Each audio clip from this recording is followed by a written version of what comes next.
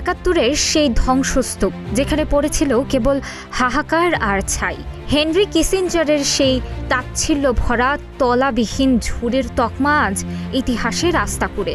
৫৬ বছরের পথ চলায় লাল সবুজের বাংলাদেশ আজ বিশ্ব অর্থনীতিতে এক বিস্ময়কর রাইজিং টাইগার। পরিকল্পনা বিশেষজ্ঞরা জানান, আমাদের প্রবৃদ্ধি এখন স্থিতিশীল। নিজস্ব অর্থায়নে মেগা প্রকল্প বাস্তবায়ন করার সক্ষমতা অর্জনই প্রমাণ করে বাংলাদেশ এখন আর কারো দয়ার উপর নির্ভরশীল নয়। অর্জনের খতিয়ানটা দীর্ঘ। একসময়ের খাদ্য ঘাটতির দেশ আজ দানাদার খাদ্যে উদ্বৃত্ত। মাছ, মাংস আর সবজি উৎপাদনেও শীর্ষ তালিকার নাম বাংলাদেশ। যে প্রমত্তা পদ্মাকে জয় করা ছিল অসম্ভব স্বপ্ন, সেখানে নিজস্ব অর্থায়নে দাঁড়িয়েছে গর্বের সেতু।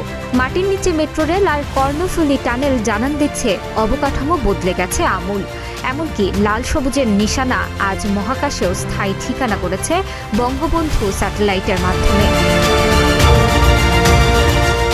তৈরি পোশাক খাতে বিশ্বের দ্বিতীয় বৃহত্তম রপ্তানিকারক হিসেবে আমাদের দাপট আজ সবখানে।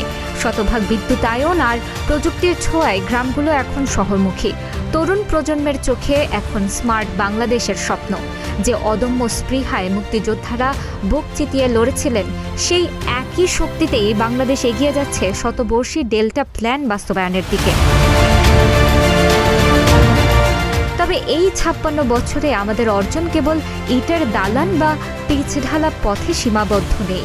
নারীর ক্ষমতায়ন, গড় আয়ু বৃদ্ধি আর ডিজিটাল বিপ্লবেও দক্ষিণ এশিয়ায় অনেক সূচকেই আমরা এখন পথ প্রদর্শক। ২০ কোটি মানুষের এই জনপদে এখন লক্ষ্য উন্নয়নকে টেকসই করা এবং সাধারণ মানুষের কাছে সুফল পৌঁছে দেওয়া।